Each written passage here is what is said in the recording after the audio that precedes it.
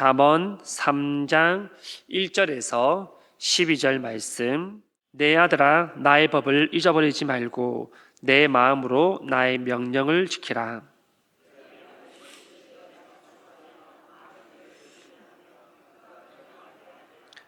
인자와 진리가 네게서 떠나지 말게 하고 그것을 내 목에 매며 내 마음판에 새기라.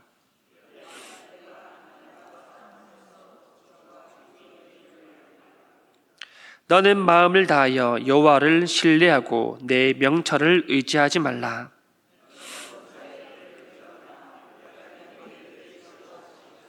스스로 지혜롭게 여기지 말지어다. 여호와를 경외하며 악을 떠날지어다.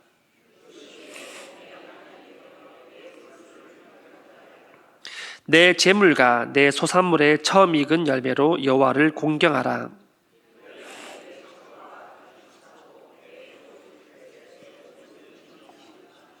내 아들아, 여호와의 징계를 경히 여기지 말라. 그 꾸지람을 싫어하지 말라. 대저 여호와께서 그 사랑하시는 자를 징계하시기를 마치 아비가 그 기뻐하는 아들을 징계함 같이 하시느니라. 아멘. 여러분, 근원이라는 말의 뜻을 잘 알고 계십니까? 이 근원이라는 말을 사전으로 찾아보니까 시작되는 곳 또는 사물이 비롯되는 원인이나 근거라고 그렇게 사전에 기록이 되어 있습니다.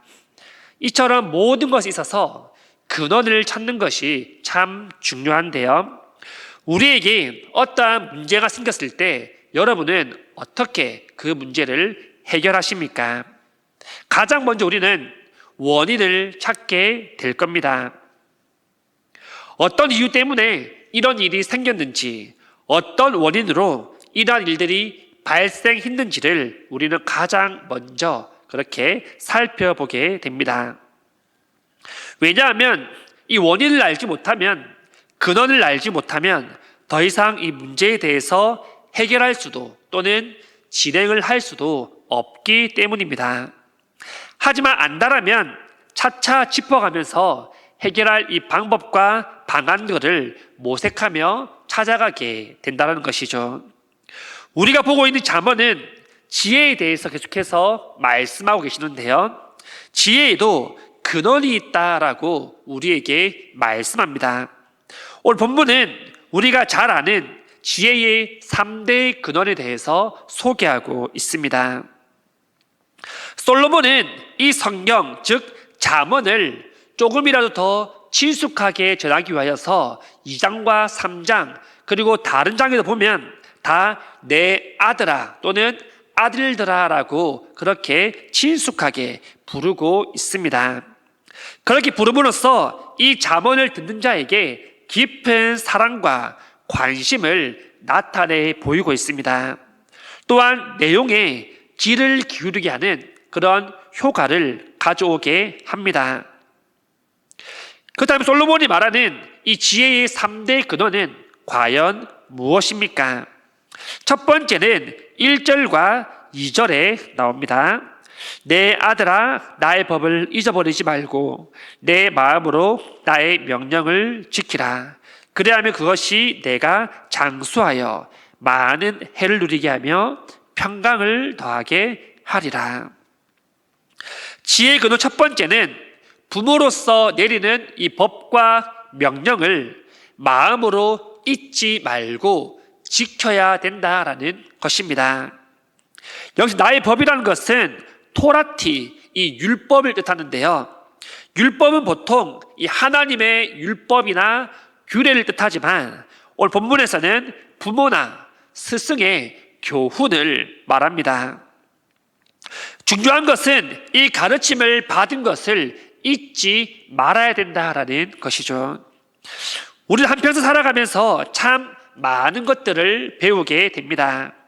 다양한 자격증들을 우리가 따기도 하고요. 또 여러 일들을 하면서 많은 기술들을 배우기도 합니다. 또 책을 읽거나 학교 학원들을 통하여서 많은 지식을 습득하기도 하고요.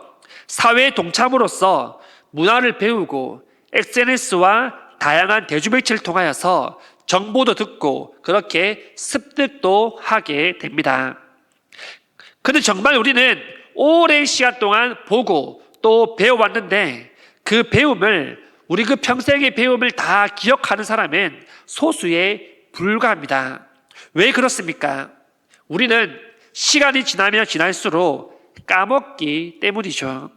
기억력 또한 계속해서 쇠퇴하게 됩니다. 나이가 들어갈수록 이 뇌의 구조와 기능이 변하기도 하고요. 뇌의 세포가 점점 감소하기도 합니다. 그래서 이 주의력과 집중력이 감소가 됩니다. 그렇기 때문에 잘 기억이 나지 않을 때가 참 많이 있는 것이죠. 근데 우리 참 신기하게도 정말 추억이 있고 내 인생에 잊을 수 없는 그런 순간들, 정말 나에게 의미 있는 그런 시간이라면 우리는 그것을 평생 기억하는 것을 우리가 보게 됩니다. 비록 그 순간이 정말 어릴 적이라 하더라도 그것을 평생 기억하며 가슴에 품으며 그렇게 우리는 살아가게 된다는 것이죠. 본문의 솔로몬은 이 법과 명령을 지켜야 된다라고 말하고 있는데요.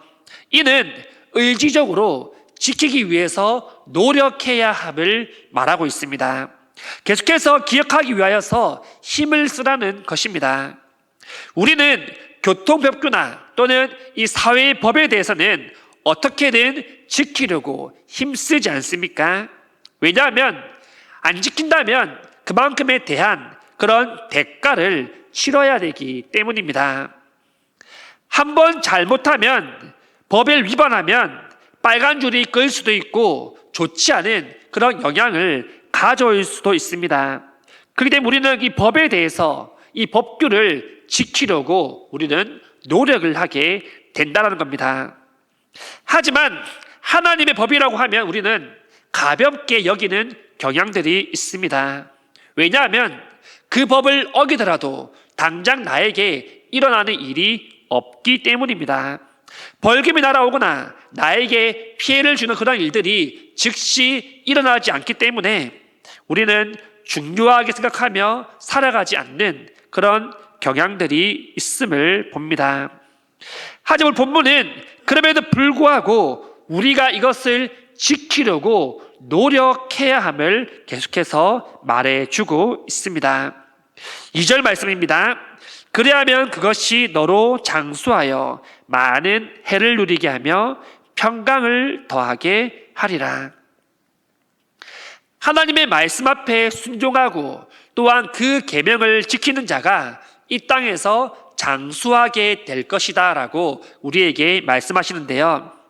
하지만 여기에는 우리에게 의문점이 있을 수 있습니다. 무엇입니까?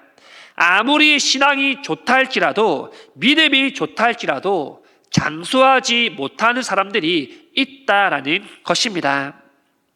그렇다면 우리가 읽은 성경 구절은 거짓을 지금 말하고 있습니까? 아닙니다. 여기에 장수한다는 것은 이 부모님의 가르침, 스승의 가르침을 듣고 그 뜻대로 살아갈 때 인간 누릴 수 있는 최고의 복을 이 땅 가운데 살아가면서 누리게 될 것이라는 것을 우리에게 말씀하고 있다라는 것입니다. 두 번째는 인자와 진리를 목에 메고 마음판에 새겨야 된다는 것을 우리에게 말씀합니다. 3절입니다. 인자와 진리가 내게서 떠나지 말게 하고 그것을 내 목에 미며 내 마음판에 새겨라. 인자와 진리가 무엇입니까? 이 인자라는 말은 우리가 참 많이 사용하고 성경에도 자주 등장하는데요. 이 사랑과 은혜, 친절, 온정, 경건의 그런 뜻을 다 포함하고 있습니다. 또한 성경에서는 인간에 대한 하나님의 사랑, 하나님에 대한 인간의 사랑에 대해서도 인자라는 표현을 사용하고 있습니다. 그리고 진리는 확실하다, 진실하다 라는 뜻을 가지고 있는데요. 이 상황이나 형편에 상관없이 자신이 말한 바를 확실하게 지키는 것, 이것을 진리다라고 그렇게 설명하고 있습니다. 이 인자와 진리를 비교하자면 인자는 헤세드라는 단어를 사용하는데요. 인간이 자기 중심적이고 그 이기적인 마음으로부터 미움으로부터 벗어나는 것을 말합니다. 여러분, 사람은 얼마나 자기 중심적인 사고방식을 가지고 있습니까? 모든 사람은 자기 중심으로 돌아갑니다. 자기가 최우선인 것이죠. 물론 스스로를 사랑하고 스스로 자존심을 높게 갖는 것은 너무나도 중요한 부분입니다. 하지만 이로써 누군가에게 피해를 주거나 누군가의 마음을 다치게 해서는 안 된다는 것이죠. 자기중심적인 사람들은 늘 주위의 사람들에게 피해를 주기 시작합니다. 왜냐하면 다른 사람의 말을 듣지 않기 때문이죠. 혼자 자기의 바운더리 안에 들어가 있어서 그 안에 아무도 들어오지 못하게 합니다. 혹 들어오려 하면 밀어냅니다. 자기중심적 사람은 공격을 받으면 민감하게 반응하거나 또 회피하려는 그러한 성질들을 가지고 있습니다.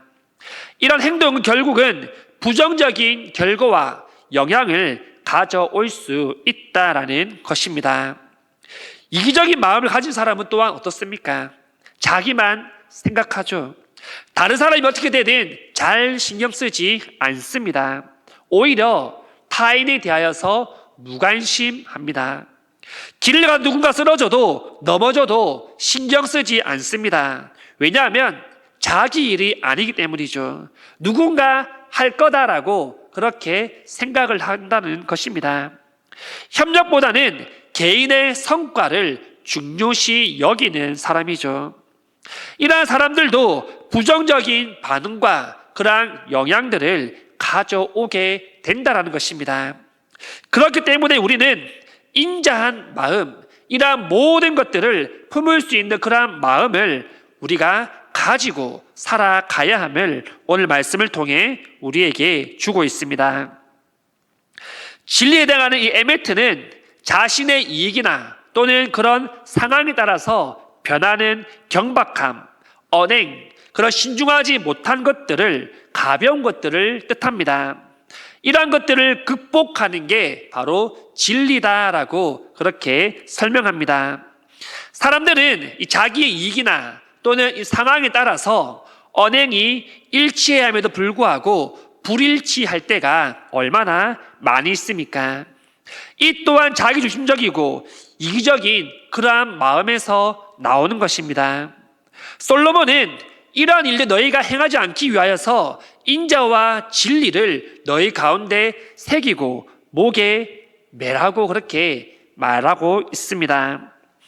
본문에서 이 목에 매라는 것은 단지 부적처럼 하나의 장식으로 그렇게 목에 걸고 다녀라는 뜻이 아닙니다. 목에 매는 행운 부적이라는 것을 여러분 아십니까? 이것은 목걸이인데 금으로 도금을 하고 가운데 에메랄드 보석이 박혀 있다고 합니다.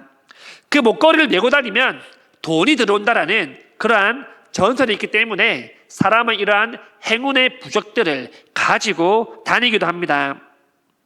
그것을 장식으로 그렇게 들고 다니는 거죠. 하지만 본문에서 말하는 이 목에 매라는 것은 그런 의미가 아닙니다. 이 당시에는 중요했던 인장을 끈에 묶어서 목에 메고 다녔는데요. 인장은 되게 중요합니다. 지금의 우리가 민증이나 운전면허증이 있기 때문에 본인을 인증할 수 있지만 이 당시에는 그런 것들이 없었기 때문이죠. 인장은 어떤 일을 체결하거나 또한 본인을 인증할 때 꼭 필요한 중요한 도구였습니다.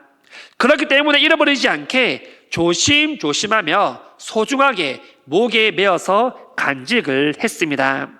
그렇듯이 이 인자와 진리가 마치 눈에 보이는 그러한 증표처럼 우리는 중요하고 소중하게 여기며 우리가 지켜 행해야 함을 솔로몬이 말하고 있습니다.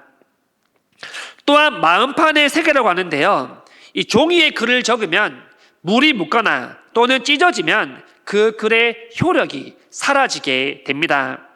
하지만 서판에다 새긴 글자는 지워지지도 않고 없어지지도 않습니다. 영원히 기록에 남아 있다라는 것이죠. 그렇듯이 우리 안에 우리 마음판에 새기라는 것은 단순한 이 종이에 글을 새기는 것처럼 무방비하게 그렇게 기억하라는 것이 아니라 정말 마음속 가운데 깊이 새겨 두어야 함을 우리에게 말씀하고 있습니다. 우리가 인자와 진리를 목에 메고 이 마음판에 새길 때 주어지는 보상이 있음을 말씀하는데요. 4절 말씀입니다. 그리하면 내가 하나님과 사람 앞에서 은총과 귀중히 여김을 받으리라. 본문에서는 이 하나님과 사람이라는 표현이 있는데요. 이는 어느 한쪽에 해당되는 것이 아니라 하나님 앞에서도 귀중히 여김을 받고 사람에게도 존경을 받게 될 것이다 라고 그렇게 말합니다. 하지만 여기에서도 순서가 중요합니다. 사람과 하나님이 아니라 하나님과 사람에게입니다. 사람에게 높이를 받는 것도 중요하고 칭찬받는 것도 중요하지만 그것이 하나님보다 더 앞서서는 안 된다라는 것을 우리에게 말씀하고 있습니다. 세 번째는 하나님을 경외하라입니다. 5절 말씀입니다.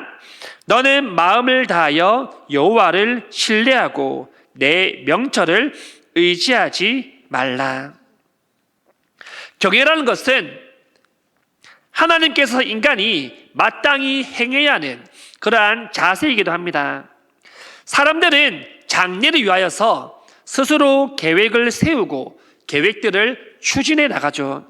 이러한 노력은 마땅히 필요합니다. 하지만 하나님을 의지함 없이 온전히 자기의 힘으로 스스로 하려는 것은 큰 교만에 빠지기 쉽습니다. 여러분, 하나님의 방식이 있는데 내 방식을 고집하고 밀고 간 적은 있지 않으십니까? 왜냐하면 이 하나님의 방식이 우리가 보기에 우리와 맞지 않을 수 있기 때문입니다. 하나님의 방식은 불가능도 가능케 하는 방식입니다. 하지만 사람의 방식은 불가능은 포기합니다.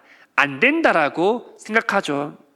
우리는 사람의 방식, 사람의 시선을 내려놓고 하나님의 방식, 하나님의 시선을 따라서 살아가야 될 줄 믿습니다. 6절 말씀입니다. 너는 범사의 글을 인정하라. 그리하면 내 길을 지도하시리라. 본문 6절에 보시면 범사의 글을 인정하라라고 우리에게 말씀하십니다. 이 범사라는 것은 크고 작은 모든 일들을 의미합니다. 모든 일에 있어서 하나님이 하나님됨을 우리는 인정하는 그러한 삶을 살아야 될 줄 믿습니다. 우리 하나님은 모든 영역에 있어서 최고입니다. 모든 영역은 다 하나님의 손안에 있습니다. 그렇기 때문에 우리는 하나님의 뜻을 알고 그 뜻에 순종하며 우리는 살아가야 되는 것이죠. 그렇게 할 때 하나님께서 우리의 길을 인도하시겠다라고 약속하고 계십니다. 인도한다는 말은 다른 말로 지도하시겠다라는 겁니다. 우리가 어디로 가야 할지 그 방향성을 제시해주고 잘못된 길로 가면 잘못되었다고 말씀해 주시겠다는 것입니다. 유치원생들이 소풍을 가거나 견학을 가면 선생님들이 이 아이들을 줄을 세워서 데리고 가는 장면들을 우리가 흔히 볼 수 있습니다. 잘못된 길로 가면 잘못되었다 하고 어디로 가야 할지 그 목적지를 정해주고 목적지까지 안전하게 선생님들이 아이들을 보호해서 데려갑니다. 그렇듯이 하나님 우리의 인생의 모든 길들을 지키고 보호하시겠다라고 우리에게 약속하고 계십니다. 본문 7절과 8절 말씀입니다. 스스로 지혜롭게 여기지 말지어다. 여호와를 경외하며 악을 떠날지어다. 이것이 내 몸의 양약이 되어 내 골수를 윤택하게 하리라. 우리는 조금만 실수하면 교만함에 빠지기가 참 쉬운 것 같습니다. 우리는 참 많은 죄를 짓고 살아가지만 다른 죄들은 그래도 우리가 좀 노력하면 벗어날 수 있는데, 이 교만함은 우리가 벗어나려고 해도 떠나려고 해도 뒤돌아서면 다시 교만해지는 우리의 모습을 우리는 매일 경험하게 될 것입니다. 우리가 교만하지 않기 위하여서 여호와를 경외해야 함을 본문에서 말씀하는데요, 악에서 떠나 살아갈 때, 하나님을 경외하는 삶을 살아갈 때 골수를 윤택하게 하신다라는 말씀을 우리에게 주십니다. 이 골수라는 것은 기본적으로 뼈를 의미하는데요, 여기서는 복수형으로 사용됩니다. 즉 너의 뼈들이라고 그렇게 우리가 번역을 하게 됩니다. 이는 인간은 나이가 들고 또한 세월이 지나가면 뼈가 쇠약해지지만 여호와를 경외하고 악에서 떠난 자는 활력과 생명력이 풍부해질 것이라고 우리에게 말씀하고 계십니다. 9절 말씀입니다. 내 재물과 내 소산물의 처음 익은 열매로 여호와를 공경하라. 성경은 재물과 하나님을 겸하여서 섬기지 말아야 됨을 우리에게 분명히 말씀하고 있습니다. 또한 이러한 재물이 믿음에서 떠나게 할 수도 있다라고 우리에게 말씀합니다. 하지만 재물이 다 나쁜 것은 아니죠. 이 재물을 하나님 위해 사용하면 이것은 유익한 것이 됨을 우리에게 말씀합니다. 하나님은 수확물, 이 수확물의 처음 익은 열매, 첫 것을 하나님 앞에 올려드려야 함을 우리에게 말씀하고 있습니다. 하나님 앞에서 구별해서 드려야 되는 것을 우리에게 말씀합니다. 그렇게 할 때 내 창고에서 가득 찬다라고 말씀합니다. 보통 우리는 우리의 것을 하나님께 드리면 우리의 창고는 비워질 것이라고 그렇게 생각을 하게 됩니다. 그래서 드리려 하는 그런 마음들이 꺼려질 때가 얼마나 많이 있습니까? 하지만 10절의 본문을 보십시오. 우리가 드릴 때 그 비어진 그 창고가 비어지는 것이 아니라 하나님께서 다시 채워주신다라고 우리에게 말씀하고 계십니다. 하나님 앞에 드린 자만이 비어있는 창고가 차고 넘치는 은혜를 누릴 수 있는 줄 믿습니다. 말씀을 맺겠습니다. 솔로몬은 마지막으로 오늘 본문의 끝맺음을 하면서 11절에 이렇게 말씀합니다. 내 아들아, 여호와의 징계를 경히 여기지 말라. 그 꾸지람을 싫어하지 말라. 하나님께 우리에게 주시는 교훈, 그러한 훈계를 우리가 쉽게 여겨서는 안 된다는 것입니다. 아버지가 사랑하는 자녀들이 잘 되기 위하여서 꾸짖고 교훈하시는 것처럼 하나님 아버지도 자기의 자녀가 잘 되기 원하는 마음으로 꾸짖고 훈계하신다는 것을 우리가 기억했으면 좋겠습니다. 사랑하고 아끼지 않는데 왜 꾸짖겠습니까? 아버지가 되면 아버지의 마음을 알 수 있다라는 그런 말이 있지 않습니까? 저도 아버지가 되기 전에는 부모님들이 왜 그렇게 꾸짖고 화를 내고 해초를 지는지 몰랐지만 아버지가 되고 나서 느끼는 것은 내 자녀가 바른 길로 가고자 하는, 좋은 사람이 되고자 하는 그런 마음들이 있기 때문에 아이들에게 때로는 꾸짖고 때로는 사랑의 매를 들 수밖에 없다라는 그런 부모님의 심정을 알게 됩니다. 오늘 본문은 우리에게 지혜의 3대 근원을 통하여서 우리가 인자와 이 진리를 목에 매며 마음판에 새겨야 함을 말씀합니다. 매주 우리는 말씀을 듣고 묵상하게 되는데요, 그것들이 우리에게 결코 잊혀지지 않고 우리의 목에 매고 우리의 마음판에 새겨서 그 말씀과 하나님의 뜻대로 우리가 순종하며 살아갈 수 있기를 소망합니다. 모든 성도님들이 날마다 주신 하나님의 그 말씀을 통하여서 힘들고 지치더라도 다시 살아갈 힘을 얻고 하나님 주시는 그 풍성한 복을 날마다 누리며 살아가기를 간절히 소망합니다.